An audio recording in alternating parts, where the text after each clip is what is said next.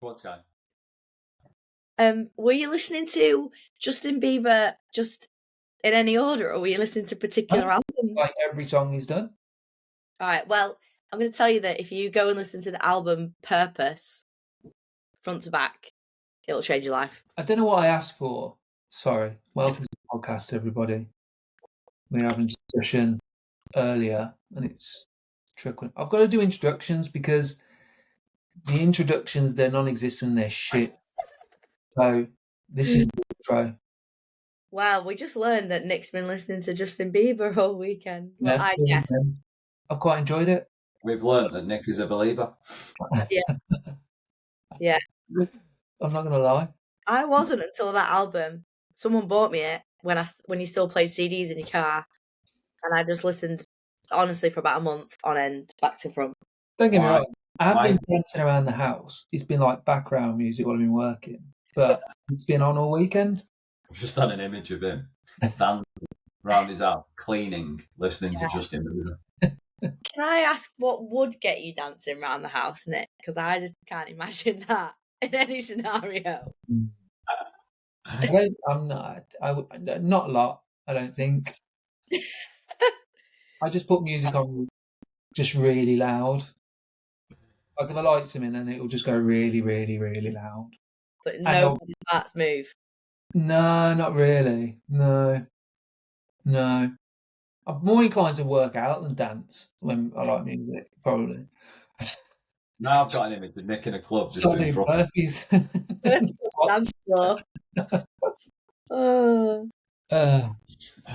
So yeah, there's my news. Can I ask, why did it change your life, Sky, listening to that album? Do you know when you want to be so against something? And it was about the time when he went down to Sankey's and they wouldn't let him in. Oh no way! Yeah, I remember that. Yeah. Well, wow, I remember that. Yeah. Yeah. So Sankey's is a nightclub in Manchester that's shut now, but basically he turned up, went to the front door thinking he was going to get let in, and they were like, nah, no knobheads. And they wouldn't let him in. And I remember thinking, like, that's class, that's so funny, because he was in his like little knobhead era. And then I listened to that album and I absolutely loved it, and I was like, fucking hell. I'm not sure how I got in there every week. I'm a believer. Do you remember they had that little bit out at the back that was like a little beach with deck chairs? Yeah, I do. Mate, I've got some fond memories of that place. Really anyway, cool. There you go. And also really bad. Yeah. No way. I'm a belter. So, wow. Yeah. You know, do you struggle to remember your childhood used to? Like when you were young, like, do you? Until people start talking. I'm one of them. There must be some kind of reasoning behind it or some science behind it. I remember nothing, right? Yeah, repressed memories. Nothing, to a point where it worries me. I'm like, I fucking don't remember nothing. You know when people go, remember when I was 5, Mum, and I did this and I did, I'm like, I can't remember when I was 16, 17, 8. I can't remember nothing, right? Unless people start to talk through that thing, and then I'm like, okay, yeah, I remember it now. I don't think I've got memories so much as repeated stories that I have then remembered. Right. So like we've told a story that many times as a family that now it's like embedded in my brain, but I don't actually think it's my memory of it. But like Samson will talk about stuff and he's like, when I was 3, and I'm like, how do you remember? And I don't know if it's because he's still so close to that age that he remembers. And maybe the older that you get, the further away from that time, you don't have room for it. I am bad, but to a point where it worries me. Like, it worries me. I feel like that fucking men.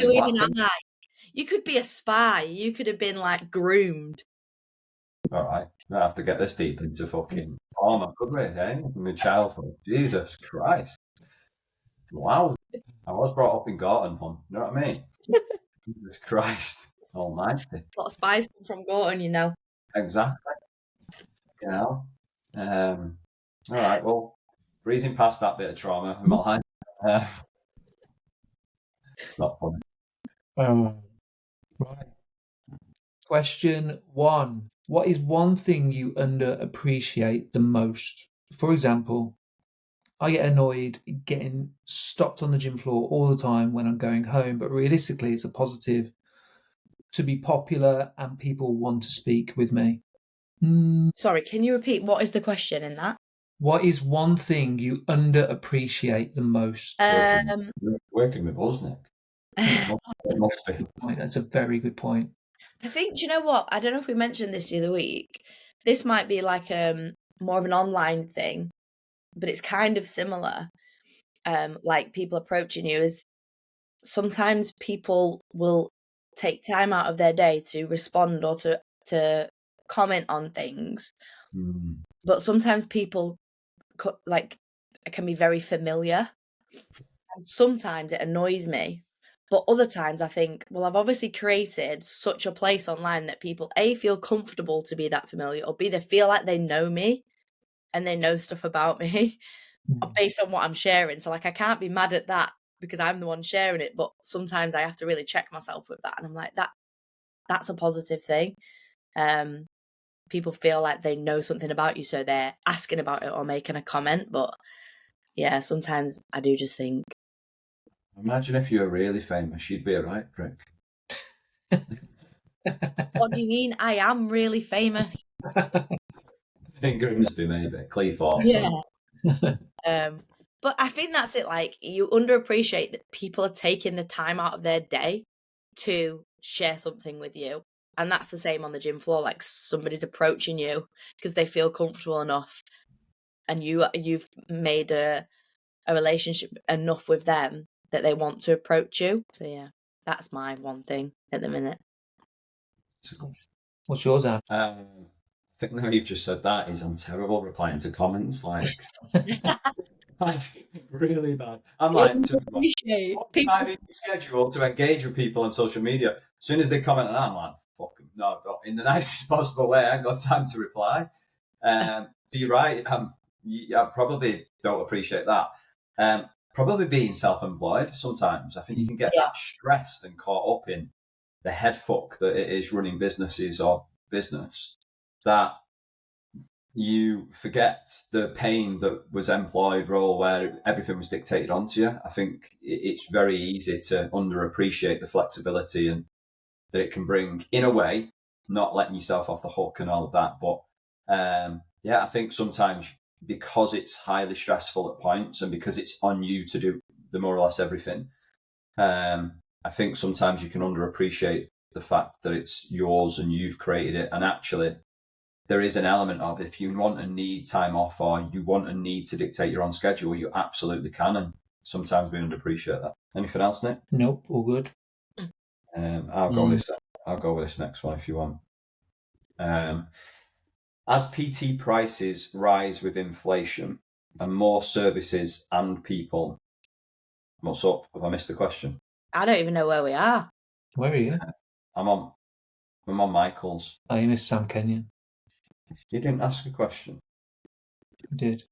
Right, well, 1 second then.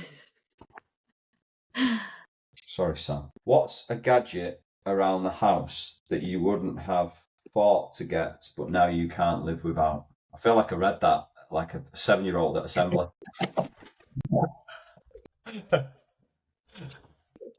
What's a gadget around the house that you wouldn't? Have you seen that meme of that kid that's like, and I would that you, and I had a water. Yeah, you read that.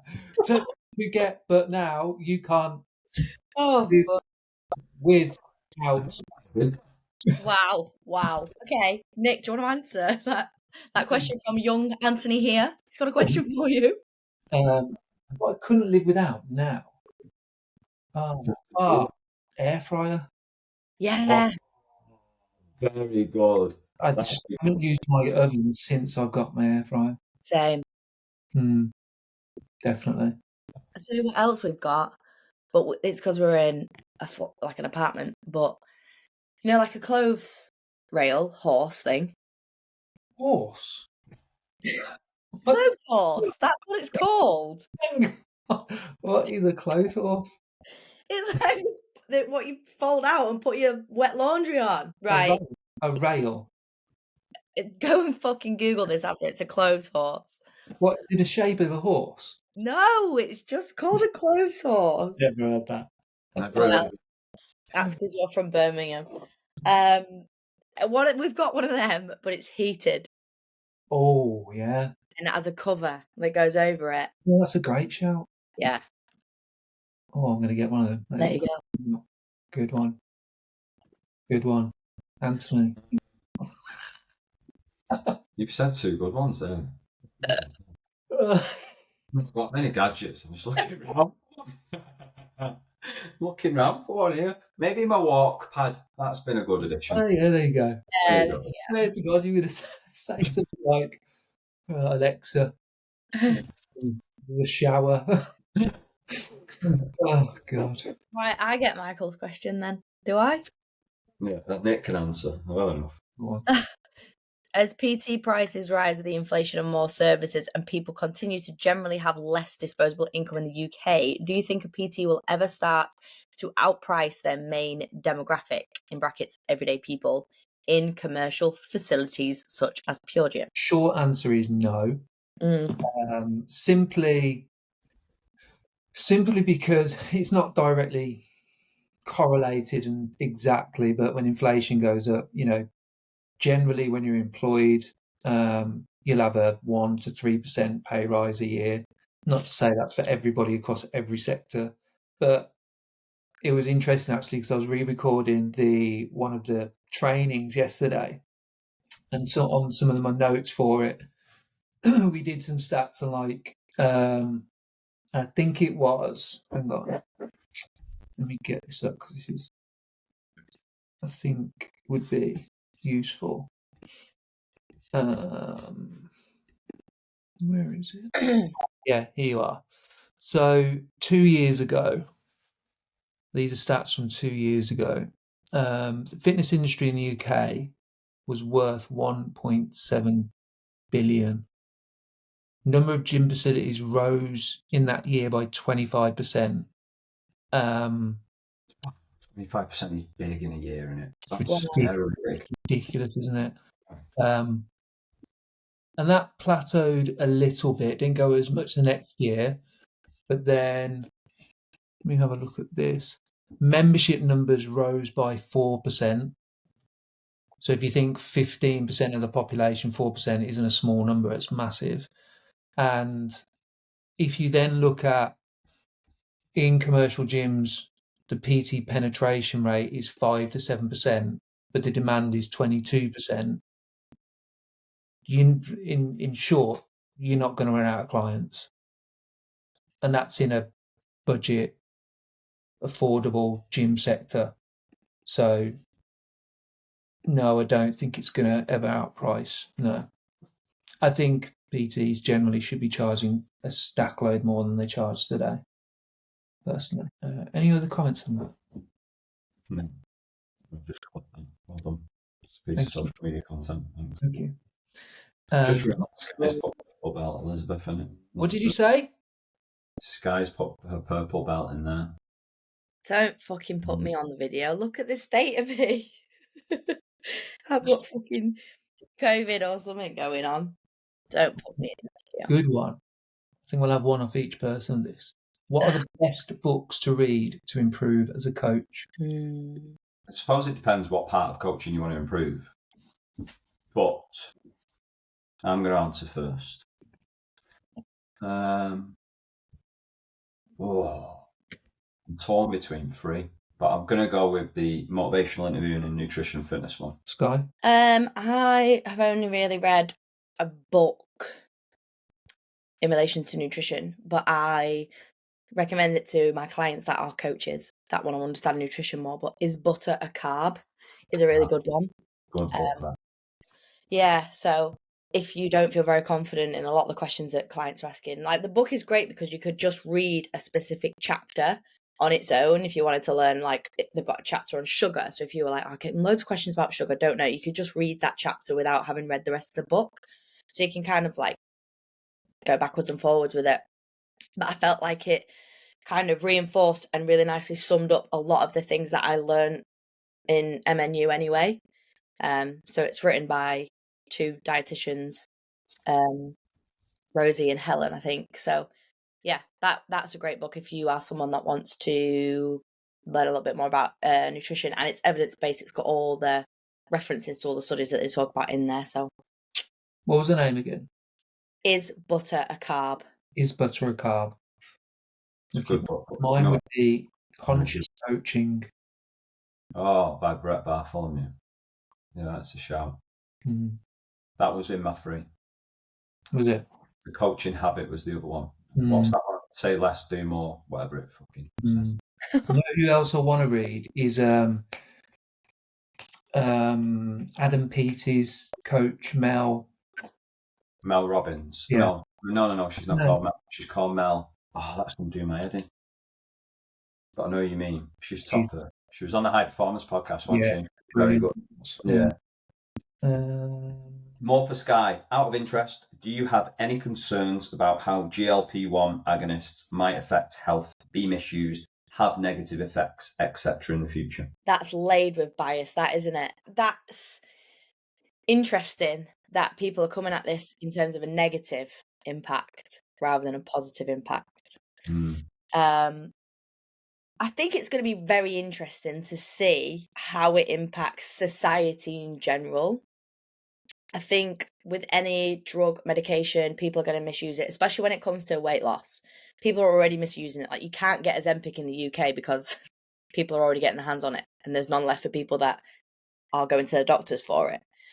I think the concerns for me are people using this, even if they get it prescribed from their doctor, but not having any other support alongside it. Because it's going to be a very, very positive thing for a lot of people. It's going to change people's lives. It's allowing people to start to lose weight, improve their health when they just couldn't before. I know a lot of people are talking about it reducing this food noise, and I think that is a huge factor in people feeling out of control when it comes to their eating habits. But what people, I think, aren't maybe taking into account is the relationship with food side of things and the emotional eating side of things. If you give somebody a medication that reduces food noise, reduces their appetite to a point where they're no longer emotional eating, well, then how do they deal with those emotions? And I think that's something that I think about is, okay, well, what are the consequences of that? If you take away someone's coping mechanism because they cannot physically eat anymore, and you're not giving them CBT, you're not giving them therapy, they're not getting support, what does that manifest into? That's the deeper level that I think about it on. I think in general, though, yeah, there's always going to be concerns. Will people get prescribed it a bit like people get prescribed antidepressants and anti-anxiety medications when they're maybe not quite at a point when they need them? Will it be that people that really need them don't get them because they're overprescribed? Same scenario. So I think, yeah, there's going to be a lot of positives. There's going to be a lot of lessons to be learned from it. But yeah, time will tell. That's my kind of concerns, is that we as coaches need to be aware of how it impacts people, and then what we need to be focusing on when we work with people, that because the number of people we work with that are on these drugs is going to keep increasing now. I've already got clients that are using it, or people that are coming to me that are using them.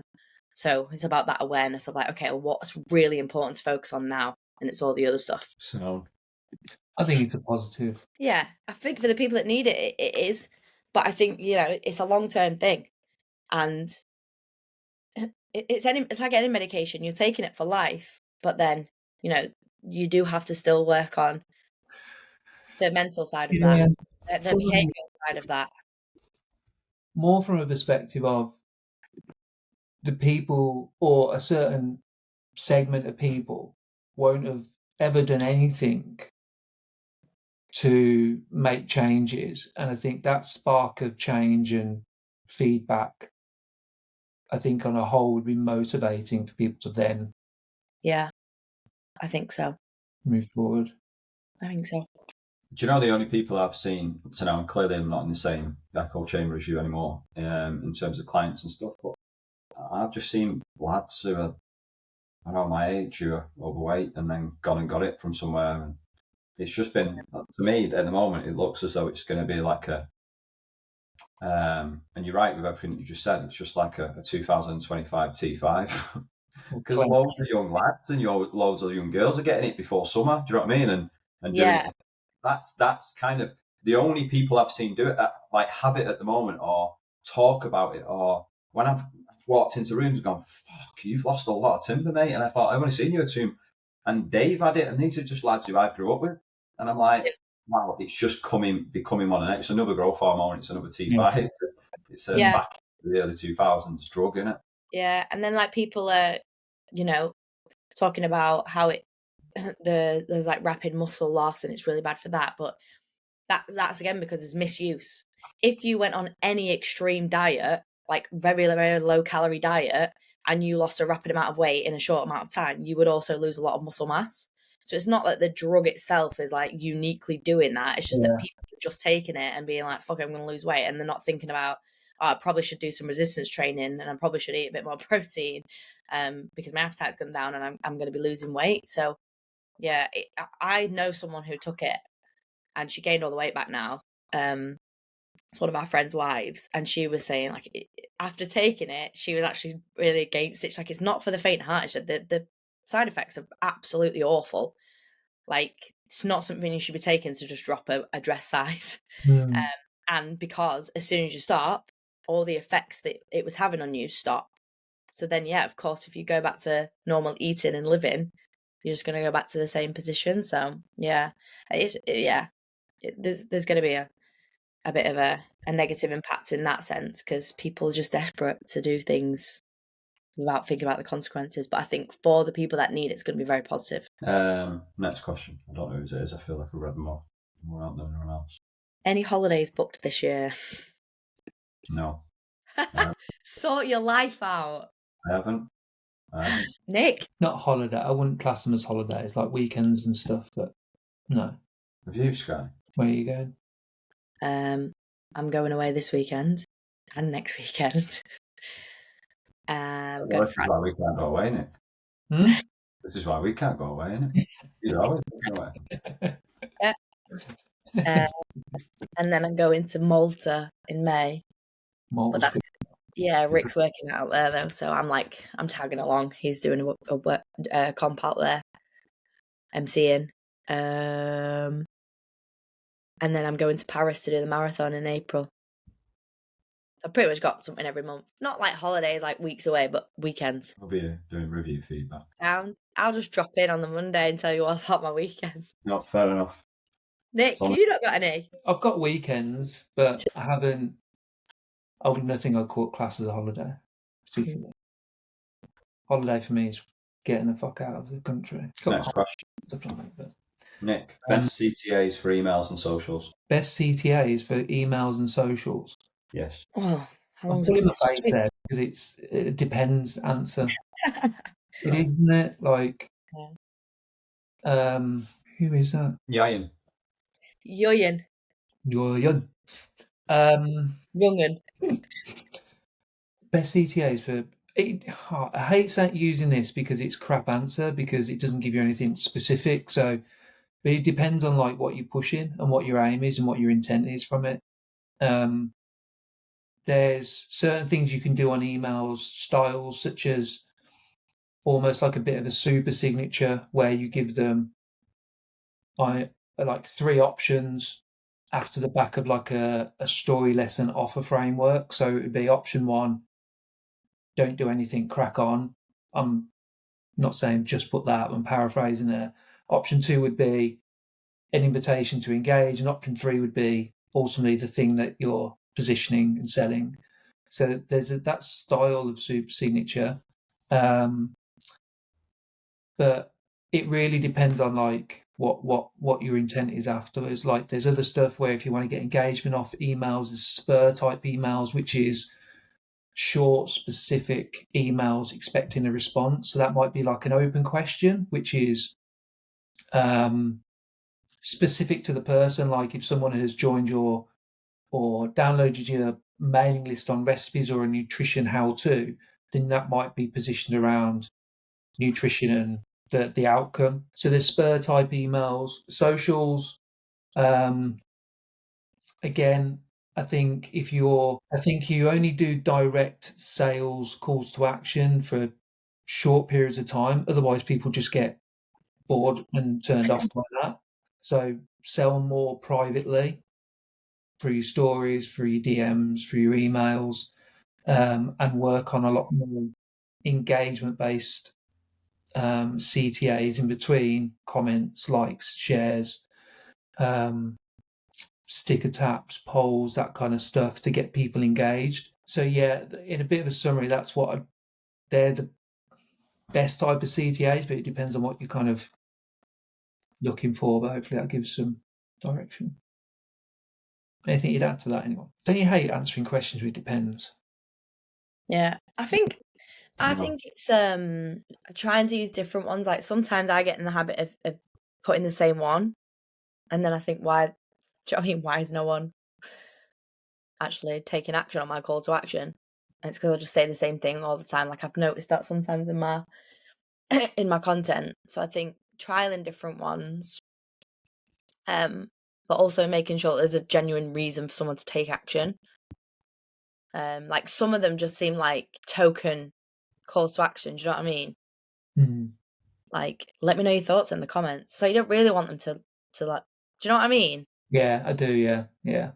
So I think, if it's genuinely something that you want them to give you or to do, don't make it just sound like yet another call to action. I think you fall into that when you're not solely task orientated to get the post out, to get the email out, but more task orientated than, oh shit, this is such a cool thing, or I need people to hear this.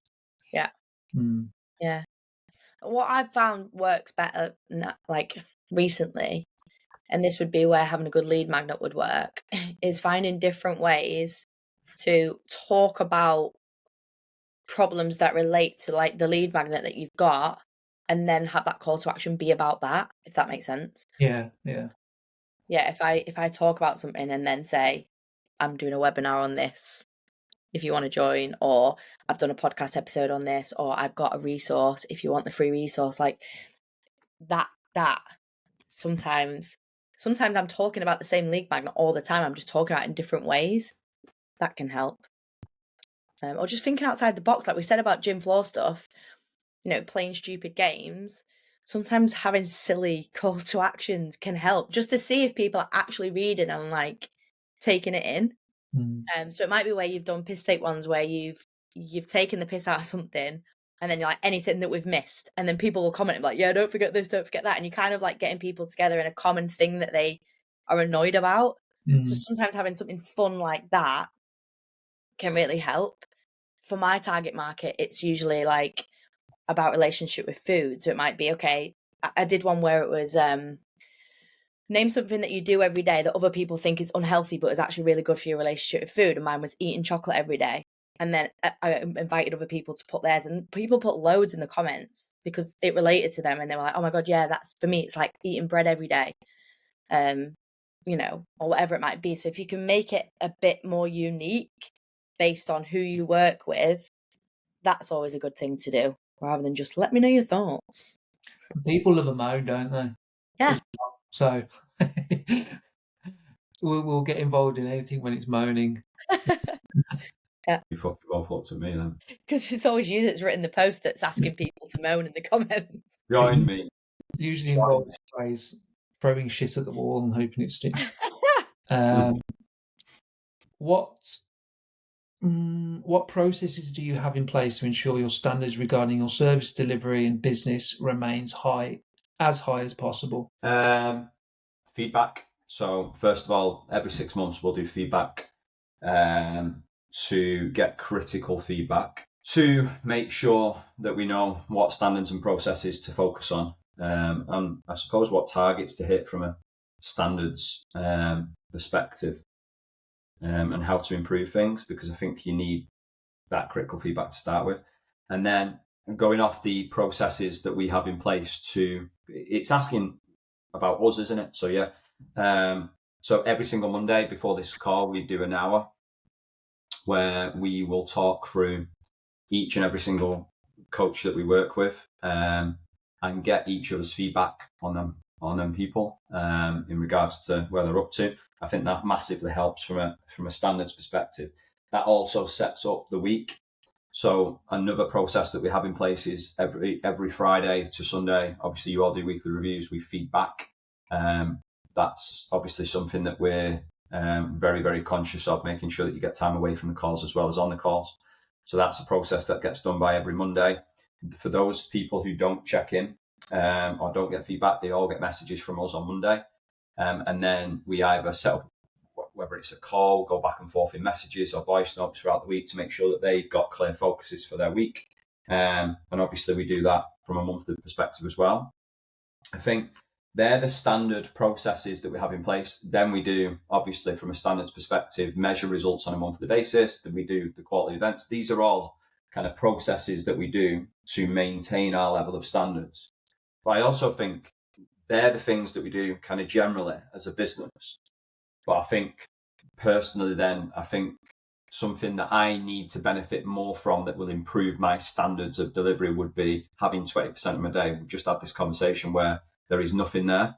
And this is more so a tip for other people. So you've got that creative time off thinking about clients, time off thinking about 400 different things running a business. So having that time allows you to probably be ready, motivated, enthusiastic to go into your next session or coaching call or whatever it is that we do, for example. So I think that's a really good process to have. But in terms of to keep our standards high, they're the main processes that we do every 6 months, quarterly, monthly, and weekly and daily. Anything I've missed there? No, I think the only other thing is that we have a central system that quite helps. We have one system where it's a client management system where all the notes go, or all the processes go in, or the plans, or all that. So we have a one central system where we can all see everything at any one time. I think that very much helps, because if it was, for example, if we were trying to run this business through, I know, Google Sheets, it would be an absolute nightmare and it would take twice as long. So apart from that, I think just the systems as well. Yeah. I think if anyone's kind of listening to this and going, right, well, how can I create that from the business? Like, you think about what we just said. We have 6 monthly feedback. Every coach can do that. We have a monthly meeting together. I know every coach can't do that and have a meeting with yourself, but you can have a monthly review where you review things. We have the weekly get-togethers that we have. You can absolutely review your week and set up your week and all of that. So everything we've just said, every coach can apply into their business. And this is what, I don't know about you two, but I push a lot of the guys on their feedback of going, let's say that they've put something vague around my service non-negotiables this week are make sure clients are all happy with their plans and programs. I'm like, come on, like, what are the, if you were to employ someone in your business tomorrow, how would you explain your service processes for that person? And really, you should be clear on, it might only be 3 things for the week, but what are the 3 things that you can measure? I think that's so important, because a lot of coaches complain and moan about, all I feel like I'm doing is lead generation, marketing and sales. That's probably because you haven't got that specific focus on service and standards and processes in your schedule and prioritize it as high. And then you're probably doing the stuff that you enjoy to do. Next question. Happy? Sky, I'm just going to come back to you. You're probably going to repeat yourself. I've had a few people mention Ozempic and Manjaro injections. Is that what they call Manjaro? Manjaro, yeah.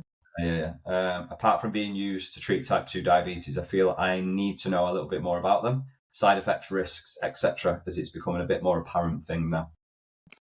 Yeah, I read this and I thought it's probably worth me just, like, I'm already making a training for the coaches that I work with, so it might just be worth me putting that in the group for anyone that wants it.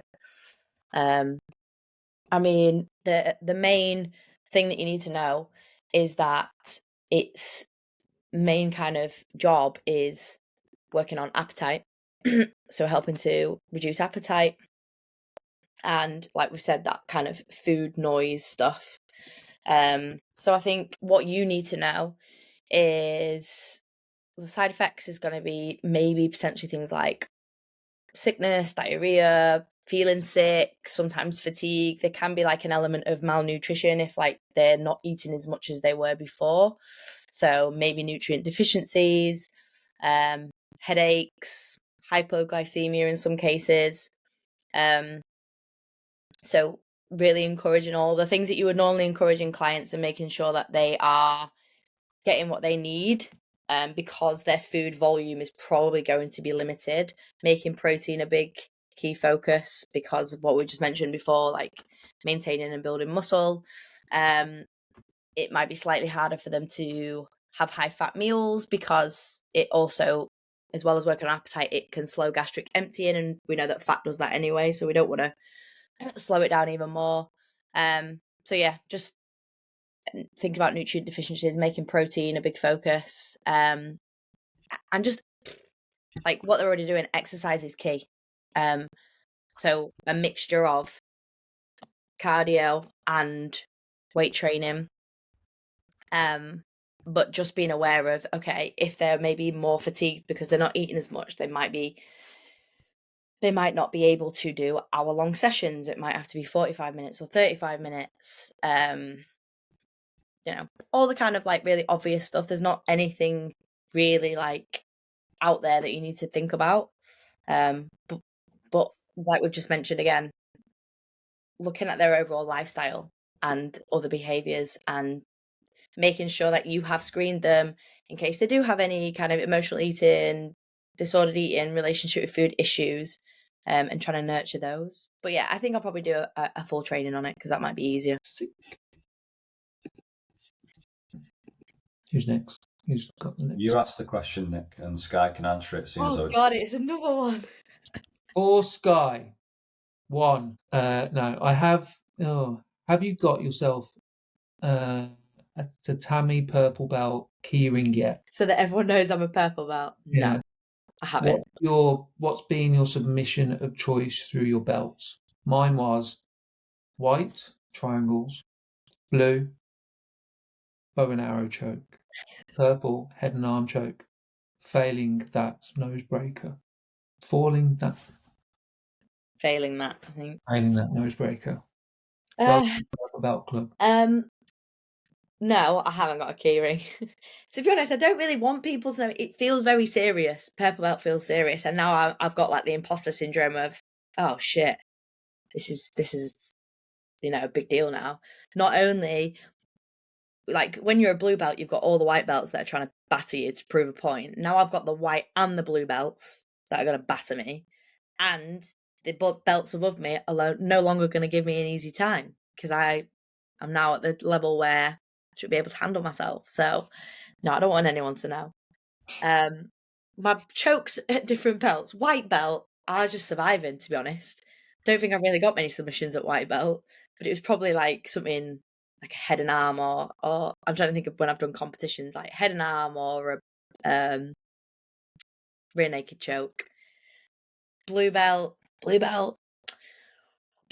went through phases, and it was usually the things that I was getting done with in competition, which was at the first it was arm bars. So I went through a phase of then getting obsessed with arm bars because everyone kept doing it to me, and then just other kind of variations of head and arms, so like Darcy's and stuff.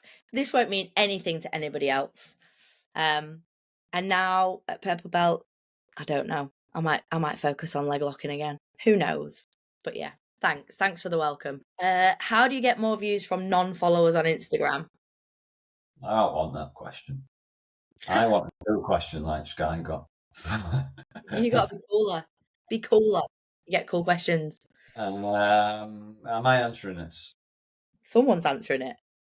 I think you should focus less on the question that you've asked. I know that might be really stupid, but because you come back to the main point every time is make content specifically for the audience that you're trying to attract and deliver it in a way that that audience are going to engage with and going to want to watch for longer. Yes, there is absolutely tactics to be able to do that, whether that's making sure it's a reel, making sure that it has a visual or verbal hook that grabs people in, making sure there's something in there that keeps people watching until the end of the video. So there's plenty of tactics and all of that type of stuff that you can do that can help from a non-follower reach perspective, mainly around Reels in most cases. But personally, like, you will get more non-follower reach if you put out really good content. Now, I know that's shit advice, but what that normally means is that you need to spend more time on thinking, right, if I want to attract more non-followers, I probably have to put out more Reels. And if I do that, I have to there has to be an element of trial and error between the length of Reel, the hooks mainly, and how long I want people to stay on there. And there has to be an overarching objective, in my opinion, on what am I trying to get from this. Is it going to be attention grabbing from a controversial element? Is it going to be something that's got people really curious? Is it going to be something really inspiring and really motivating for people to want to watch it? So you've got to be really answering yourself them questions, and that's no different to the stuff that we ask within the education on here. So these tactics, as I've just said, but I would focus more so on putting your time, effort, and energy into how can I deliver the best possible content for my audience and deliver it in a way that it lands on this platform. Any thoughts? Only the thing I would say is tell people what you want them to do as well with the content. Yeah. I when I was at Fit Expo, was chatting to someone on there who's got a few followers, and they had a call with Meta. Meta reached out to them and said, do you want to have a call about like using Instagram, blah, blah, blah. And they said that it actually pays to post less, but post better quality. So all this advice of like, you need to post every day or 5 times a week, it's actually not the case. Like, it doesn't matter if your quality is not there. It doesn't matter if you post once a week or 7 times a week.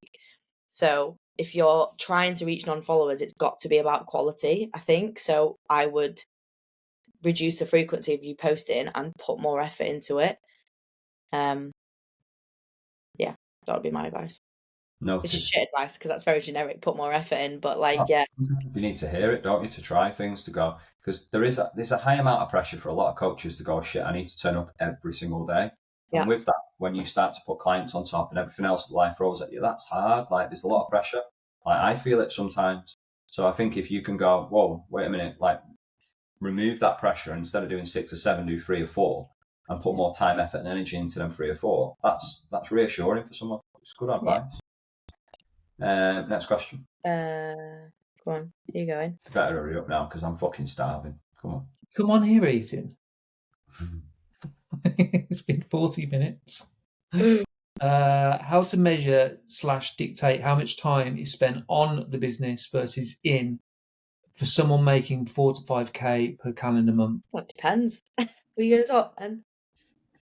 No, I wasn't saying. I was asking you the question. I thought Anne was saying something. Okay. I'm going to give a direct answer because it does depend, as Sky just said, but clearly you're asking the question for just a direct answer. Me personally, right, this is how I used to do it. And this was probably on more so a 50-hour week than a 40-hour week. But I always used to go off at least one client per 30 to 60 minutes of feedback or support away from the sessions that I was coaching, right? Mm-hmm. So if you've got 20 clients, that's another, 10 to 20 hours. I think marketing personally is at least a day's work. So you can add 8 hours for marketing, right? So there we're at 18 or 28, depending on your workload. Then you've got all of the other stuff that comes with it. So I would think personally that most in-person coaches would get the best out of themselves if they are more of a 60-40, 60%, 65% on business, the rest in business. But I'm probably more, you could even argue 70-30, right? And the problem is that most in-person coaches are the complete opposite to that. They're normally 30 in or 80-20 in terms of the percentage. So for me, it's a lot higher than you would think off the back of good quality coaching away from sessions in terms of feedback and communication, developing the client engagement, marketing, sales, social media, emails, all of that. So yeah, that's what I would say. So yeah, I think regardless of the 4 or 5k month, because I could look at that and go, what's that? Probably about 20 to 30 clients. Well, if I'm looking 20 to 30 clients, that's another, what, as I've just said, 15 to 30 hours worth of client management sometimes. And some people might say that's excessive, but like personally, that reassured me that I was spending enough time on each client. Probably around 30 minutes is fine. But if you're thinking, let's say 10 minutes of feedback a week, plus anything else that comes with it. So yeah, that'd be my thoughts. That'd be my thoughts on that. Anything you would add? Anyone? Grand. Next. Sky, do you believe that it's worth having periods of life where you put more time into working than others? For example, when building a business, other parts in life might be sacrificed, such as a social life. Or do you believe that we should always strive for balance? No, question. I don't think. And I think this is what trips people up, is that they think that they should have. Some people even feel like they deserve to have balance in life. That sounds really negative, but I do think like you have to make peace with, no, there's going to be periods where you're putting more time into something else, and that might be business when it's new, or you're starting out, or you're changing from one-to-one to small group, or you're launching online, whatever it is. Especially like if you have a job that you're doing at the same time as building your business, there's going to be a lot of time put into that and not a lot of time left over for social life, family. So yeah, you're absolutely going to have to make sacrifices, but then it might swing the other way where you have stuff going on personally where you're putting more time into family, downtime, friends, that sort of stuff. And that means that you aren't pushing as hard for business, or you're trying to just maintain where you're at and keep the clients that you've got, and are not really pushing necessarily for new clients. So yeah, in short answer, there's definitely going to be periods of life where you're putting more effort into something or one area and less into others, or you're sacrificing others in order to do that. And probably people need to make peace with that. And maybe that's why sometimes the churn of fitness professionals is so high, is because you do have to put a fucking hell of a lot of graft in at the beginning to not get a lot back sometimes, but that is the way. Anything you would add? I'd agree on that. Also, I think in addition to that, I think not being really, really, really clear, and this is literally top of my brain because I literally recorded it yesterday again, and it reminded me to go back to mine, is that conflict will always be there if you're not really clear on what your top 3 values are. Because because let's be honest, like a lot of the industry follows and does things because they've been told they should, or they see other people doing things. Yeah. And so, but if you're living and working in alignment with your values, then you're not going to feel off. You're not going to feel that like something's missing. Do you know what I mean? And I do agree, but I do agree with what you said there in regards to like, there are absolutely going to be periods of time where you need to work more and not work more. It's going to go up and down a little bit. But I also feel that you're in a career, that you've chosen. You don't fall into PT, you choose it, and then you choose it probably every week and every month thereafter again. So you're doing it for a reason, and that has to have purpose. And I think if you align with that and you realise that it's a lifestyle, isn't it? Let's be honest, it's not really. It's a job, it's a career, but it's also definitely a lifestyle. Yeah, I think as well. Like if you just working, I think this is probably another thing that people do, is when they get those periods where they can probably take their foot off the gas and put a bit more into their social life and into their family, they then feel guilty about it. So then they just fill their time with shit, and then they get frustrated and burnt out. It's like people need to know that it's going to fluctuate, but when you're busy, you have to know that it's temporary to feed into the bigger picture. If it's not feeding into the bigger picture, what's the fucking point? So that's that. Yeah, getting really clear helps. Otherwise, you just think I could be doing this for somebody else with less stress. How do you stand out in a sea of content that all looks the fucking same? How do you stand out in a sea of content that looks the same? Well, the biggest difference is going to be you as a person. So getting your point of view across, getting your personality across, and what's unique about you and how you do things is you. So talking to your niche, making sure that you know your niche and who you're talking to. That's the biggest thing that I could piece of advice I would give you, and how you're going to stand out. It's you. Strengths and weaknesses. It's not the design on Canva. It's not the caption style. It's not using CapCut versus captions. It's not any of that shit. It is literally you. So, and remember, on social media, you've got seconds, not minutes. It might take you hours to create this post, but people are going to see it for seconds. So you've got to really take that with a pinch of salt and do it often, do it with quality, like Sky said earlier. And if you're impatient, put money behind it and do ads. Simps. Tell you what, I bet my kids won't start using that one. Okay, well, that one, is it? Well, next question, please. Okay, by the way. Sorry? We're all playing now. What? 45 minutes is our limit. Yeah. It's your limit, you mean? I'm pushing that limit. I'm ill. I'm dying here. I'm still clinging on.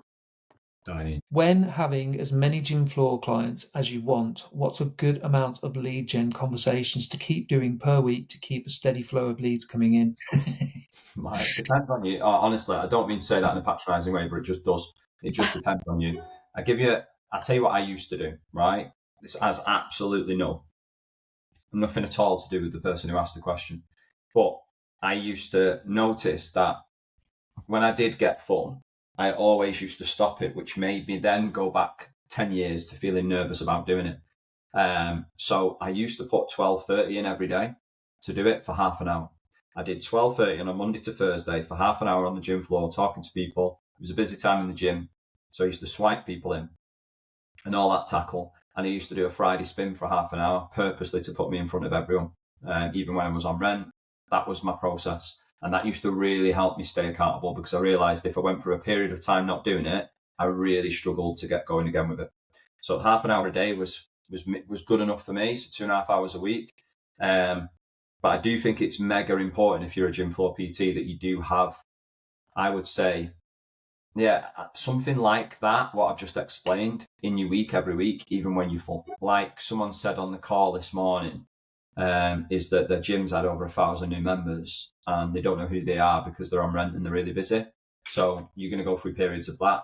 Try and avoid it. So it does depend on you. It depends on your schedule.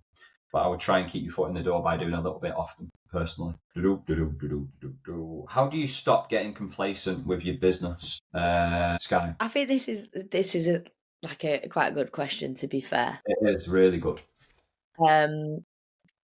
Nothing to do with the person that asked it. I just think it's a good question, because I think we all go through those phases. For me, it happens when I'm not very clear on the overall goal. If I've not done any goal setting for a while, if I've got to a place where I wanted to be and then haven't reset any goals after that, and it's just stayed there, then I will get complacent, because things are kind of easy and I don't want to rock the boat. So I think to stop getting complacent is, one, to recognize when you are, or two, is to put those into your year. Obviously you do a weekly, monthly review, but having like a really good, honest sit down and going through everything back to front and looking at, okay, am I really happy with this? Is there improvements that I could make? If I don't want to change the service, can I improve it? Get some feedback from clients. Maybe you do want to introduce something new. I think that can really help with sparking a bit of like excitement about your business again. That's not to say that you need to completely change everything, but maybe just realigning with, okay, where do I see this feeding into? Like, what's the big picture? working backwards from there. Okay, what's the next thing that I could look to improve on or build into what I'm currently doing? That's how I do it anyway, because I do get to that point. And I think sometimes setting yourself something that feels like a bit of a big challenge can help. Like, I'll set myself things that I think are way beyond me, and that gives me a bit of a rocket up the arse, because I'm like, fuck, okay, well, if I'm going to commit to this, then I need to put the fucking work in. So that's me personally. I don't think that works for everyone. But Nick? I think one of the main things is what we discussed this morning, to be honest, is having headspace a little bit to research, to